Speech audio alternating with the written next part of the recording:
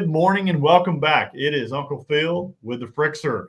And guys, thanks for, unfortunately, this is a little bit, it's exciting but sad. It's kind of coming to the end, our little series of predicting, of assessing the entire NFL. Today is our day of predictions and seeing kind of where we're going to go with that is super exciting.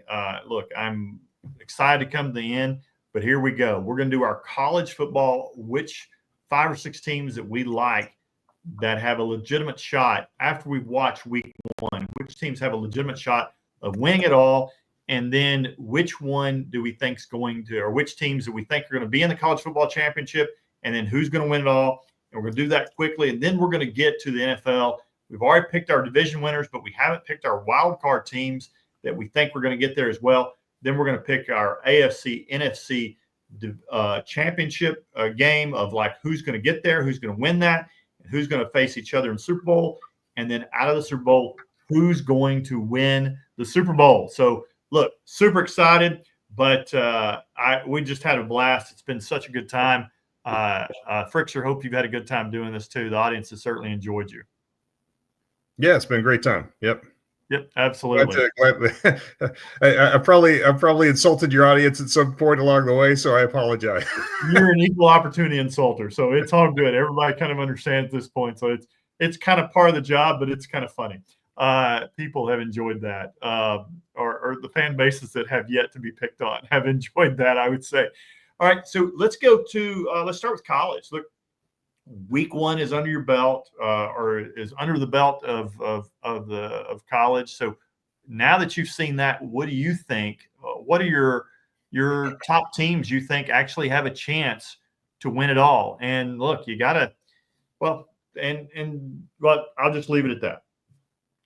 Yeah, I mean, 1 week, right? Now there have been some good matchups, right? So that's good, right? Not everybody played a powder puff, so we have some data, not a lot, but yeah, it's always hard, man. I mean, I think it's hard, but it's easier than the pros, right? Because there's still just a few teams that are loaded with talent, and so you got to go with them. I'm going to say, I mean, no particular order, the Buckeyes, look like they still got talent, right? They got 2 or 3 of the best players in the game, with Downs and Smith and a few other folks, right? Penn State, is they're loaded with money and now they're loaded with talent. Funny how that works. I think Georgia will be in the mix. The question is the quarterback and is Stockton the right guy? I wonder, and I also got my doubts about the Georgia coaching staff. But I think they'll be in the mix because they got talent, and LSU, Clemson's in there, and I wouldn't take Texas out. I mean, the elephant in the room is Arch Manning and his sort of exposure in that first game of the season. But I think they can probably mold him into an average, college starter, and they've got enough talent on the rest of that roster to be in the mix at the end. Are we picking like who we think we're going to come out of that yet, or just general discussion at this point? Yeah, just kind of general discussion real quick. Okay. I mean, we're going to get through this. The audience definitely wants to hear us get to our NFL picks because that's what we've been hyping everybody up. But I mean, at this point, let's kind of look at that. I just kind of wanted to hear your assessment of that and what that. I thought that was really fair about Texas because again, people throwing Texas out. They've said Arch Manning's terrible. Look, I don't see the special there. Look, again, if he were a freshman, I would do this, but he's a junior. Although he hasn't played live games, but he's still a junior, and you kind of expect some pop at first. But look, Jordan Love looked horrendous. Everybody thought he was the biggest bust of ever because people weren't showing video of him even in practice. And then all of a sudden they're hiding him, and all of a sudden he comes out and looks like that. And you're like, that's what I thought because they've been hiding him. And then halfway through the season, something clicks. He figures it out. Now he's all world as far as a quarterback. And certainly you would think that if anybody could do that and click, it would be Arch Manning. You come from this great lineage. He's at a world-class school. He's got great people around him, very much like the other quarterbacks. We're talking about Alabama and teams past where they were just loaded under Saban. But the Alabama quarterback didn't have to do too much. So you expect the quarterback to rise the level of the rest of the team. Arch Manning could certainly do that as well. Certainly expect him to do that. I mean, his off-target percentage was about 37%, which is super high, for a quarterback. I mean, it wasn't just competitive throws, Ohio State defense. I mean, some of those passes were brutally bad. Again, that was his first road game, and that was his first time playing and even throwing a pass against a Power 4 team. So again, there's lots of adjustment. There's going to be time for this jump. Typically see the jump between teams, between the biggest jump between first and second game. You'll see a little incremental jump from second and third team. So I don't think we'll really know who Arch truly is until maybe toward the end of September. So we'll can make a judgment then and kind of see where he's going to be. But I didn't see the wow that I'd hoped to see from him. Didn't see the pop that I thought. But can he be a serviceable quarterback and take a loaded Texas team who spent the most of anybody else in the NIL this past year on a team building a roster? Last year, it was Ohio State who spent the most. They won a national title. Texas spent the most this year. Certainly those teams who spend the most, and this is, as long as you build the roster halfway well and spend your money somewhat wisely, then you should be in contention. I suspect Texas has and does. They've got players. They just got to build Arch up, and this team could be explosive. So I'm with you on that.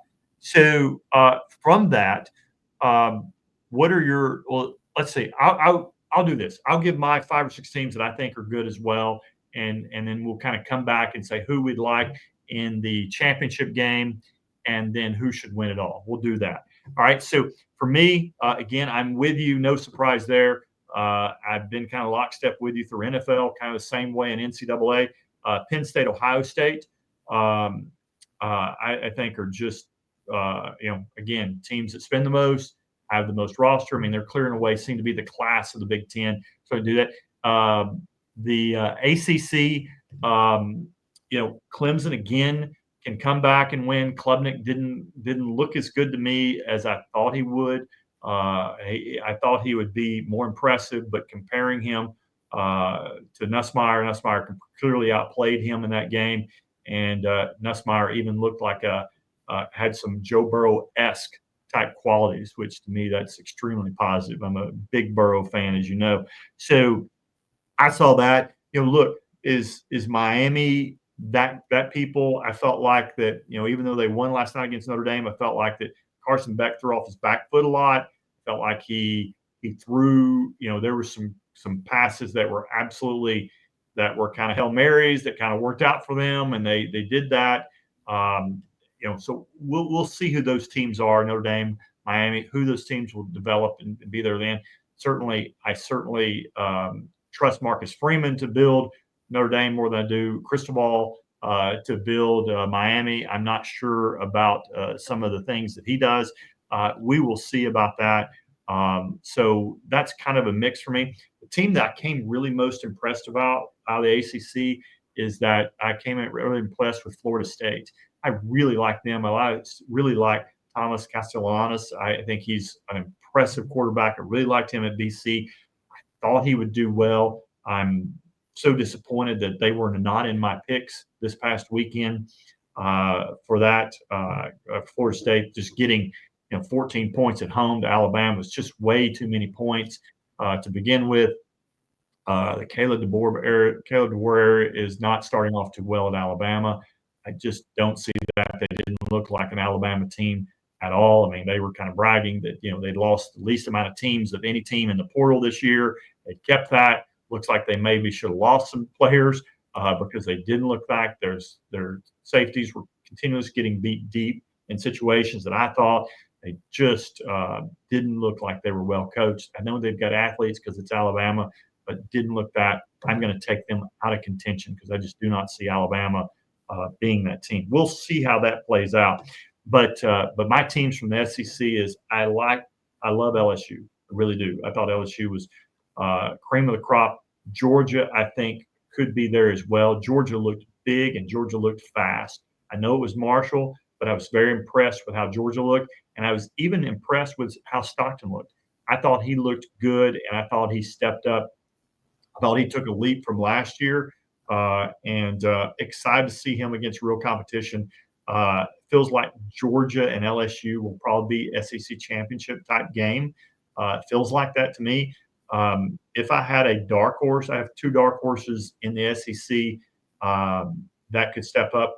I really like Oklahoma. Oklahoma had a world-class defense last year, and John Mateer coming over from Washington State and his offensive coordinator, that's what they were missing last year. Jackson Arnold, couldn't throw it in the ocean last year, and it looks like when I saw him against Baylor, he couldn't throw it in the ocean again this year. So I don't really see that is a massive step up for me. So I like the other team I like who's an outside shot is I think Florida. Florida's going to be an absolute mauler this year. I'm a big fan of DJ Lagway. They just smashed the team they were supposed to smash this year or in the opening game. I don't even remember who it was, but I mean, but they beat them like 55-0. And so again, team they were supposed to beat, they smashed, and they're going to. I think they're going to be a problem this year for some teams. Unfortunately for them, they've got the hardest schedule in the country, and I think that's going to be it. But you get them in the playoffs this year, if they can somehow snake their way around, be in the playoffs, they're going to be a bad matchup for someone. So again, those are teams that I like, that I think are going to be there. Tell me about you. What teams do you see going into the college football championship? Yeah, so well, I mean, point about the playoff first is I think we're going to start seeing a lot better regular season matchups because you can, like Clemson, right? You can lose that first game, schedule an LSU at home, lose that game and still make it in. I don't think they're in serious trouble of not making the playoff. Matter of fact, I think the playoff committee is going to start, referencing, and I've heard this. That they've mentioned this specifically, and explicitly that like we want you to, we want to see the challenges on your regular season schedule, and if you don't have those, then we're going to start taking these teams with losses and ranking them over, teams with better records, right? Which is great. I mean, I think it's great for the regular season college football. I don't want to see the playoff expand, too much more. I mean, I think 12 is really good because, I mean, when's the last time you thought the 13th ranked team was potentially the best team in the country? I think 12 is fine, because the more you expand it, you could turn college football into college basketball, which, like I don't watch a single regular season game, so March Madness, right? If you can't make the field of 64, then like, what am I doing wasting my time, right? So I think 12 is optimal. But anyway, who do I see coming out of this, man? I mean, it's all a guess, I am a Georgia fan. I got to state my bias there, but as a Georgia fan, I'm self-critical about our coaching. I think our offensive coordinator, he drives his Ferrari offense like it was an e-bike.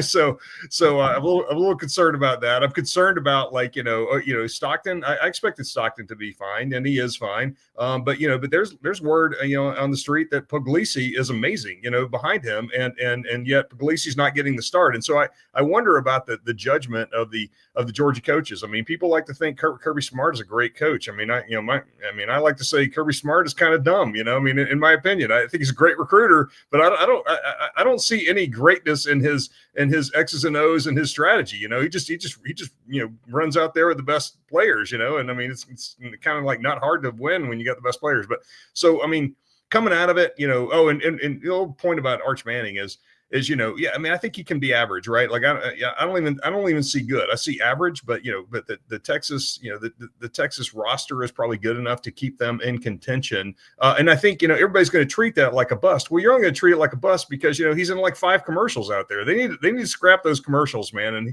he needs to get back to basics, and they can probably manufacture a decent starter out of him. It's just that Texas is sort of a reality distortion field, and I like the fact that like McConaughey is kind of, the spokesman of the program, because I mean, for a long time, it's been more of an acting program than a football program. So, I mean, their hype never seems to be real, but I think they actually are a talented roster. They don't need him to be special. They need him to be average and to be a game manager. And I think they can mold him into one, but coming out of it, I agree with you about Bama.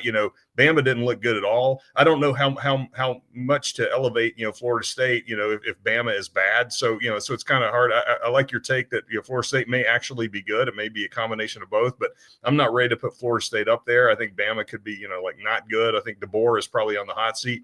So, so coming out of it, I mean, the last few teams like in the mix, I'd say Penn State seems to be very loaded. Ohio State, it's hard to go against them, even with their coaching challenges. I just don't think there's a lot of good coaches among the good teams, and so just because they have coaching challenges, just because Georgia has coaching challenges, doesn't mean they won't be there in the end. So who's going to be there in the end? Nussmeier, I agree with you. He looks solid. I think LSU is gonna come through the SEC and probably face one of either Penn State or Ohio State. Texas makes it pretty far, but they fall out. Georgia falls out. And so LSU probably against either Ohio State or Penn State, and I really don't. I mean, you flip a coin, who comes out of that. Say Ohio State because they've got the best player in the country on offense and defense. So that's the extent of my analysis. Yeah, no, I think that's really good. I think it's really important to do that and kind of go through that. It kind of helps people know what you're thinking and how you kind of arrive at your decision. So for me, it's really. I'm going to keep it very simple on that. It's like, look, I think LSU has a very special team. Lee Corso, he on his final episode, loved that guy. I'm really going to miss him because he was by far and away the best and really truly only true handicapper on the game day set. Everybody else is just really terrible to average. Reese Davis does some good super dog picks, but beyond that, it's really pretty thin. Everybody's more in the entertainment business than anything else. Saban's pretty good at some super dog picks as well, but the rest of the stuff is just kind of crap. And to that end, LSU was Saban's pick to win it all this year, or not Saban's, but Corso's pick to win it all. And so he actually told everybody straight up that Florida State was going to beat Alabama. That was his team. He's from Florida State, played there, all that whole thing. But again, they delivered, did an amazing job. I'm going to say LSU is going to play. I'm going to say they're going to play Penn State this year, and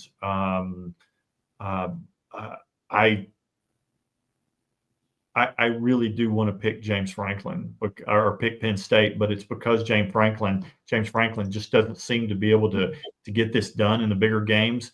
I'm going to go with Corso. I'm going to go with Corso and take LSU to win it all. This year, LSU will have won the men's baseball College World Series, won it all championship there, and I think they win it all in football as well. So congratulations in advance, LSU. Let it go to your head like Texas, man. Yeah. So anyway, but let's get what the people have been wanting, Joe. Let's wrap up this NFL picks. Let's wrap up this. We've got your four. You've got your. Let's start with AFC. Your four division winners are Buffalo, Baltimore, Kansas City, and Houston. Who are going to be your wild card picks in the AFC? Yeah, so tough, but it's always just guesswork, a little bit educated guesswork, right? But I think the Chargers will be there. They got the coaching and they got the quarterback. They seem to have the defense. So they've been underwhelming in recent years, but I think they'll be there. I don't know how far they're going to take it, but they got a chance to make a run, maybe even an unexpected run. But they'll be there. The Bengals, Burrow, I think is going to give them a shot. I mean, Burrow is amazing, and and the organization is not. So the Bengals will sneak in, but I don't think they have real potential to do anything special. And then surprisingly, I think if Peyton can continue to work with Nix, I think the Broncos have a chance to be really good. I don't think Nix is amazing, but I think Nix can run Peyton's offense. Peyton's a really good coach, and they got a great defense, man. I mean, that's the strength of that team is the defense. And I think they have a shot, to make some waves. So and I don't think anybody's really picking them. I'm not really picking them for the Super Bowl, but I mean, I don't see a whole lot of weaknesses with the Broncos, man. So they could be, a surprise pick in the end. Are we doing championship games too now, or are we back? I want you just to pick your wild card teams on that. We'll kind of work our way up to this, and then so I'll follow you right now, and I'll go to the AFC, my wild card teams, because I picked Buffalo, Baltimore. I did pick Denver to win the West over Kansas City. And like you, I also picked Houston. So that was only really discrepancy is that you had KC, I had Denver. because like you, I believe in them. They're like their lines are going to be top, both offensive and defensive, are going to be top 2 or 3 at worst in the NFL. So they're going to be loaded. Coach Payton, has builds things the right way from the inside out, and certainly has done that. And then he's obviously the quarterback whisperer who certainly elevated Bo Nix last year. So my wild card teams are going to be Kansas City, Cincinnati, and Indianapolis. Obviously, the big omission for me is the LA Chargers. I think the loss of Rashawn Slater is just too much for the Chargers, and I don't think that they get this year. I think they take a step back. Really hurts their chances. I think flipping Joe Alt to left tackle, I think the big challenge is flipping Mekhi Becton out from guard, where he did very well last year for the Eagles, and flipping him out to right tackle, I just think is a tough deal for them, and I think it's going to be bad. And the Indy pick is a hot take, by the way. I like that because Indy is good.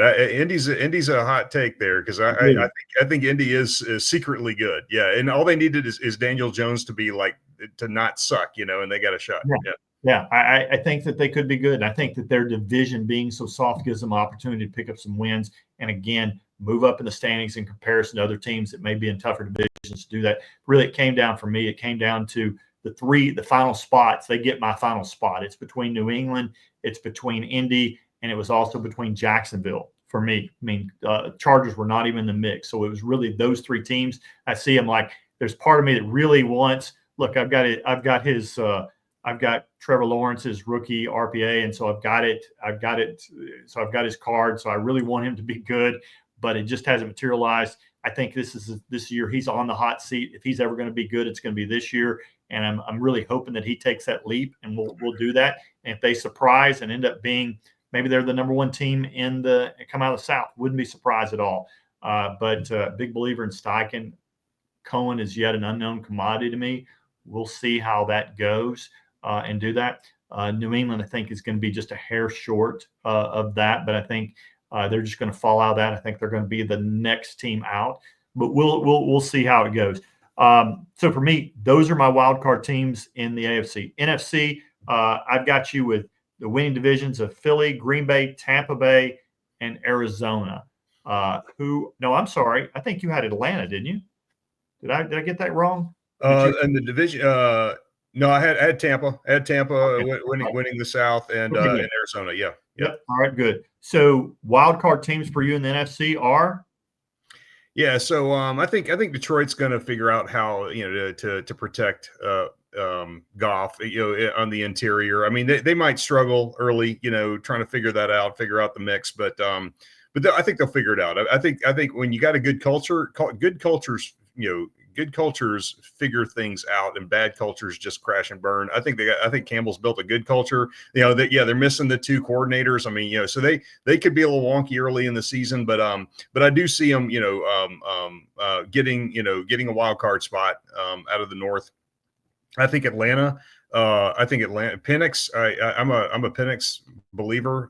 I think Penix is great. I think the interesting thing about Penix is that people have been calling Kyle Pitts a bust, since he entered the NFL because he didn't blow it up, like everybody expected. Well, I don't think they've had a quarterback that could get him the ball, man. I mean, he's running deep down the field. He's a very fast guy, and these quarterbacks have these little noodle arms. Well, Penix can get him the ball, and Penix is willing to wait on the play. He's got 4.5 speed, and yet he's not a scrambler because he's like shades of Jordan Love. I mean, he's willing to be patient with the play, and he's trying to gash you deep. And so with Penix, I think you get Pitts as a bonus. I think Pitts could blow up this year. So I see Atlanta, getting a spot out of the South.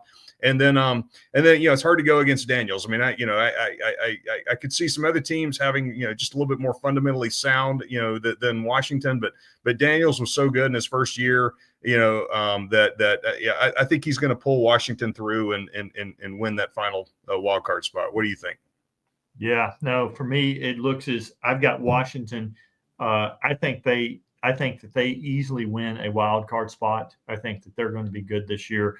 I've got Minnesota going to the playoffs. I've got Detroit missing the playoffs this year. I think that there's a lot to overcome for them this year just because of the change. They've got an amazing culture, but losing 8 assistant coaches, losing their all-world center and all-pro center, and Frank Ragnow, I think, is just too big to overcome. That interior pressure makes weak men out of a lot of people, and it certainly does the same thing with golf. And then I've got Seattle making it. I've got that last wild card team coming out of the West, and I've got Seattle coming out of that. So those are that for me. So tell me, based on your 7 teams, you've got Buffalo, you've got Baltimore, you've got Kansas City, you've got Houston, you've got Denver, you've got the Chargers, you've got the Bengals. Who's going to be your 2 teams in the AFC Championship game? It sounds, like chalk, and it sort of is, but like I can't go against the Bills in Baltimore. KC is amazing. Mahomes. They figure out a way to do it, year in and year out, and it would surprise me if they do it again. But this year, I think you're going to get a Bills Baltimore championship game. And are we picking that, or we just staying pat and? No, stay pat for that for now. Okay. And then now pick your NFC Championship game. You've got Philly, you've got Green Bay, you've got Tampa Bay, you've got Arizona, you've got Detroit, you've got Atlanta, you've got Washington. Who out of those 2 are going to be playing in the NFC Championship game? Well, I got to state my bias. If you've listened to any of these other pods, my bias. I'm a Packers fan. I'm a Falcons and a Packers fan. But I really think, I'm trying to be objective, but I really think the Packers have the juice this year. I was hoping they were going to be able to sneak up on the rest of the NFL, but the Parsons trade has eliminated that as an option. So you got to jump on the hype train, and I prefer not to hype. I prefer to hunt, secretly. But I thought they were going to be good anyway. Well, the Parsons trade puts them over the top. I think they're going to be in that championship game, and the Eagles are going to be there as well, because you got to the Eagles are the all-star team of the NFL, and somebody's got to knock them down. They're not going to knock themselves down. Yeah, totally agree. Now that you had a little bit off topic, but still on the same thing with the Packers. Now that you've had some time to digest and think about the Parsons trade, what do you think about how that trade, and how does it affect the defense? What do you think Hafley will do? What are your overall thoughts about that? Now you've had some time, a few days to digest that blockbuster trade, and probably one of the biggest trades that the NFL's seen in a long, long time. Yeah, so I'm really Hafley has only been there a year, and I think he did a proof of concept year 1. He turned the defense around in year 1, and his method seems to be, and this, I'm not taking this from any interviews, I'm just kind of like doing my own analysis, but his method seems to, and by the way, they let Jair Alexander walk, right? When he's healthy, he's still a top cornerback in the league. They didn't replace him with a top cornerback, and so the Packers are kind of very sketchy on the outside. But what I have inferred is that there's a plan in place here, and Hafley is working his plan and his approach. And of course, I got to say this: like in a salary cap league, right, where the offense gets paid usually, right, and the defense is like whatever you have left, right. That you got to choose where to be weak. You need to choose where to be weak, and then when you choose where to be weak, because you're going to be weak somewhere, you got to make sure that your plan, your strengths are going to cover your weaknesses. Well, I think Hafley's approach is that he wants to be strong up the middle. He thinks, and I agree with him that football is an inside out game, and so he's got elite players at each level of the defense. He's got elite players on the line. He's got Rashawn Gary, Michael Parsons on the line now. He's got Cooper, as the up and coming stud linebacker in the middle, and he's got a plethora of safeties in addition to Xavier McKinney, who's an all-star. So he's strong up the middle, and when I say weak on the edges, it's not weak in the sense of like these guys aren't good players. They're good players, but they're not premium players. They're not coverage erasers in the cornerbacks. What he likes cornerbacks who are physical and aggressive, and you don't have to pay as much for those guys, and that has the added benefit of the run is on the resurgence in the NFL, and how many of those eraser guys are aggressive against the run? Against these 220-pound running backs running with a head of steam, like they kind of give them the little Olay tackle approach, right? Well, Hafley likes these guys, these cheap guys that are aggressive and physical and big, and he likes to run those guys out there. Now, can they get beaten coverage? Yeah, they can get beaten coverage, but he doesn't blitz very much. He blitzes Last year, he's the Packers had the second lowest blitz rate in the NFL, and yet they still generated median pressure. So somewhere in the middle on pressure. Well, now he's got Parsons, right? Okay, his approach is not going to change. He's still not going to blitz, and he's going to get better pressure this year. That's going to help out those corners, and those corners are going to help against the running game. And so I don't think the corners will be exposed. And they've always got safety help over the top. They've always got 7 guys in coverage. So what I see developing with the Packers is that they nailed that Hafley hire. I think Hafley is an up and coming star, and I hope they can hang on to him for a while because everybody wants an offensive mastermind. So hopefully we get to keep Hafley for a little while before somebody grabs him away from us, as a head coach, right? For their head coach pick. But I want to keep Hafley a secret as long as I can. I'm just discovering Hafley's approach right now, but that seems to be what he's doing, and it sort of fits together. So, what do you think?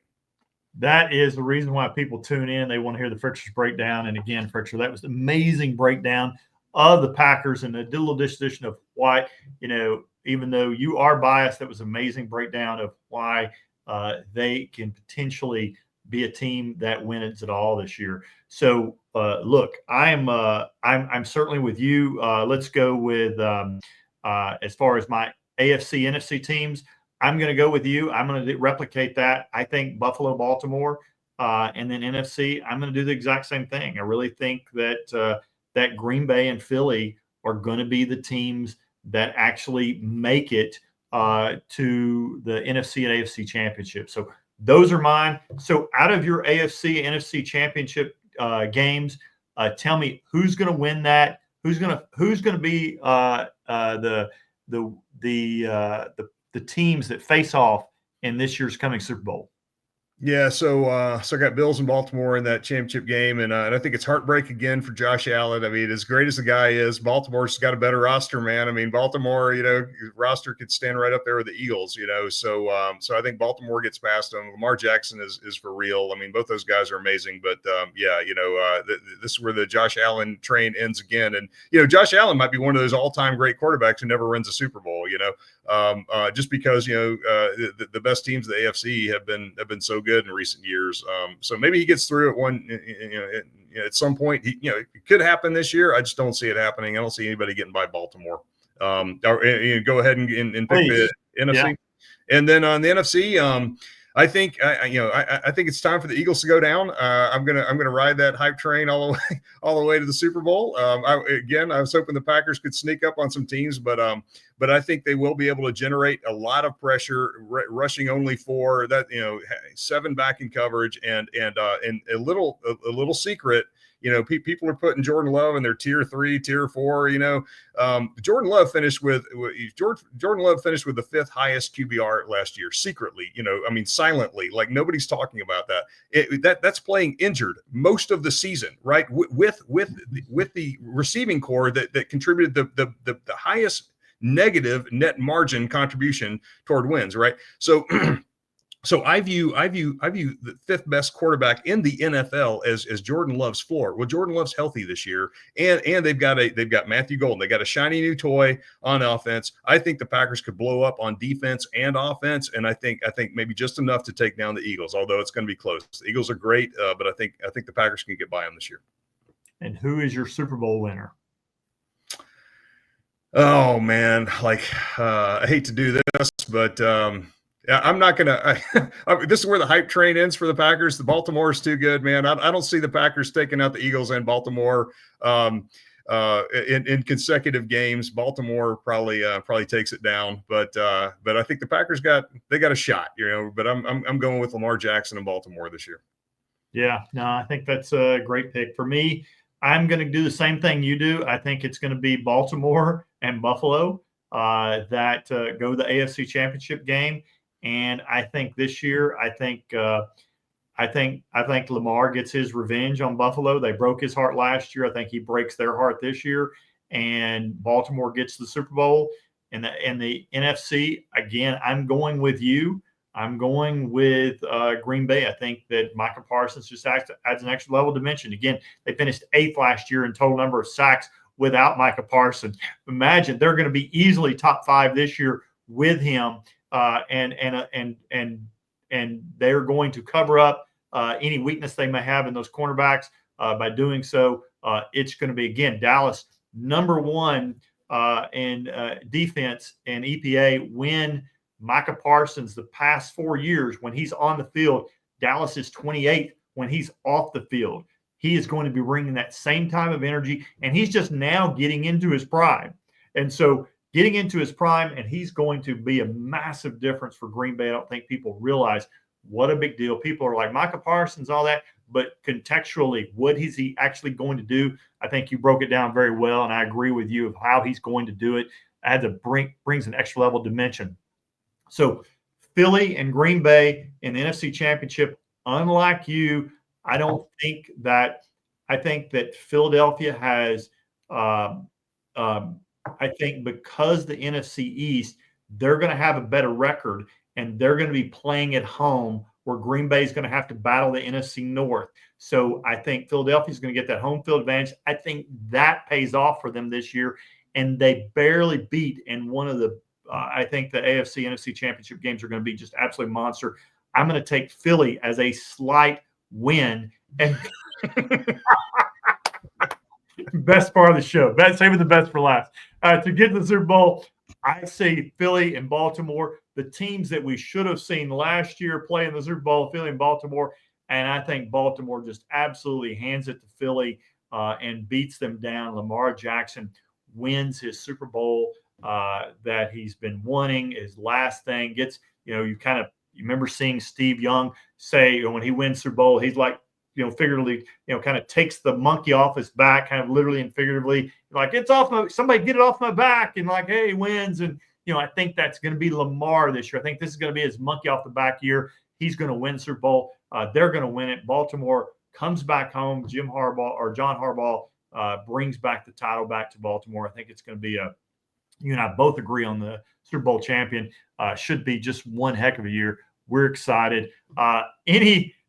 Your last thoughts were nonverbal. I'm going to give you a chance to give you a verbal commentary on the NFL season, what you're thinking about it one last time before we roll out, and just give the people one last time to hear the Frixer's thoughts. Well, just really excited football's back, man. I think we're all just football fans. I'm not even much of a gambler. I just love football. I love analyzing. I love coming up with my own takes. I don't really listen to the experts. I think most of them are full of shit. So, and that doesn't mean I'm not full of shit, but at least it's original shit. But anyway, I will say this, and I think it's something you sent me, Phil, and I'm gonna and this is on a hopeful note for Green Bay. I don't want to pick them because I don't want to jinx them, right? But you sent me something. It was really interesting where it was they got Reggie White. He was the first ever free agent. They got Reggie White, and Brett Favre won the Super Bowl when he was 27. Okay.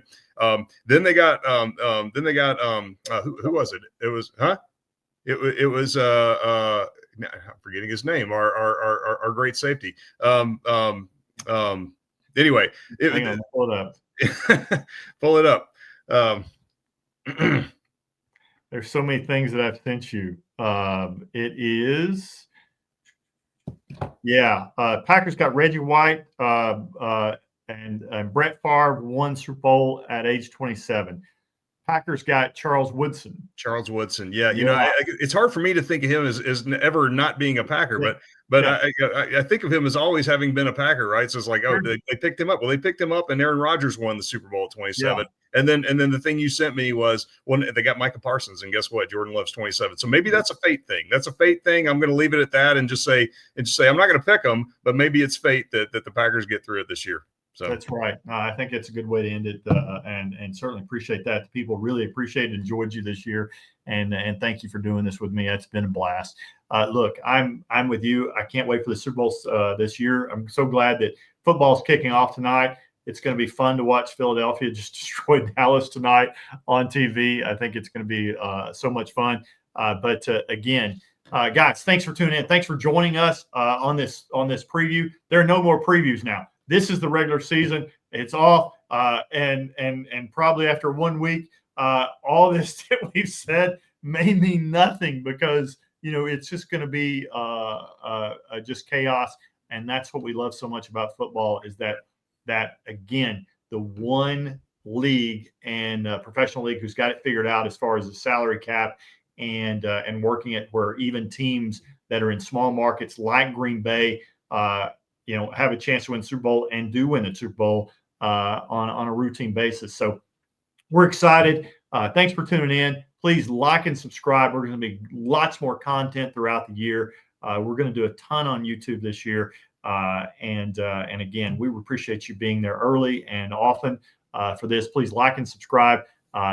Follow me on all social media at Uncle Phil's Locks. And also, again, if you want the best picks out there, please go to UnclePhil'sLocks.com. I'm glad to help you out there as well. Guys, thanks for tuning in, and let's have a great NFL season. As always, guys, for me and the Frixer, one last time, let's roll. Let's roll.